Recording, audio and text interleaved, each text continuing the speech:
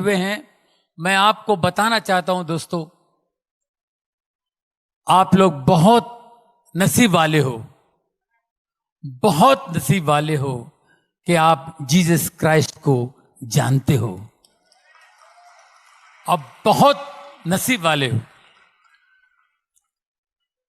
बहुत से लोग हैं क्रिश्चियन होकर के भी जीसस क्राइस्ट को नहीं जानते हैं,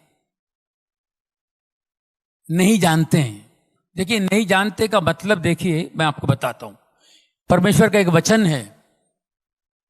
है, don't boast on your wisdom, don't boast on your wisdom not on your strength, not on your riches. If you want to boast on me. God says, boast on me that you know me and understand me.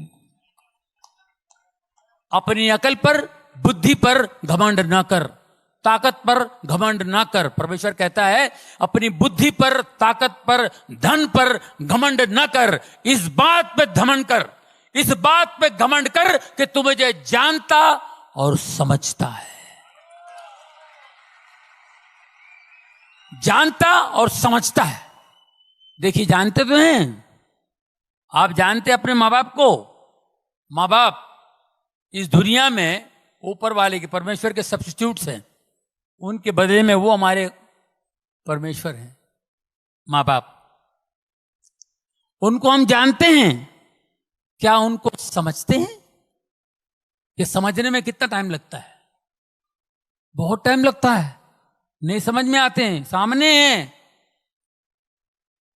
आप अपने बच्चे को डांटोगे, कब माँ बाप समझ में आते हैं? जब आपके बच्चे बड़े हो गए, उन्होंने कोई ऐसी बात कह दी, आपको दुख हुआ और आपने उनको सुनाना शुरू कर दिया।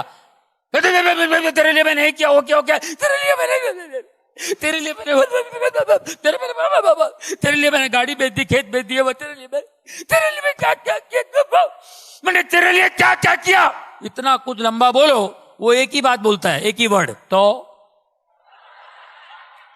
उसका डायलॉग उतना ही है, तो बोल के निकल जाता वो। फिर अपन रोते। औरत बोलती है, रो रहे हो ना, रोना है ना, बच्चे को डांट के रोना है ना, खुद को बुरा लगा। बोले नहीं, डांट के रोना नहीं आया मुझे इस बात पे रोना आया। उसने कह दिया तो नहीं, उसलिए भी नहीं, वो तो कहा, मैंने भी कहा था अपने माँ बाप को। मैं रो किस लिए रो? बोले मैं रो इसलिए रहा हूं कि मैंने इसके लिए इतना किया, मैंने इसको गिना दिया और मैंने किया भी। उस जमाने में, उस समय मेरे पिता ने कैसे किया होगा, बड़ा कठिन समय था वो। उस वक्त मेरे माँ बाप ने मेरे लिए जो कुछ किया, वो कैसे किए होंगे, ये सोच के मैं रो रहा हूं। तब माँ बाप समझ में आए, और पलट के देखते तो माँ बाप नहीं है, मर चुके हैं। अगर वो मरने के बाद समझ में आते हैं तो क्या फायदा। तो बैठे बैठे आप देखिए, माँ बाप हमारी समझ में नहीं आ रहे तो परमेश्वर कैसे समझ में आएगा। इसलिए परमेश्वर कहता है, इस बात पे घमंड कर कि तू मुझे जानता है और समझता है। तो आज मुझे उम्मीद है कि आप लोग जान भी गए और समझ भी गए और लोगों को भी समझाएंगे। मैं आपको देखिए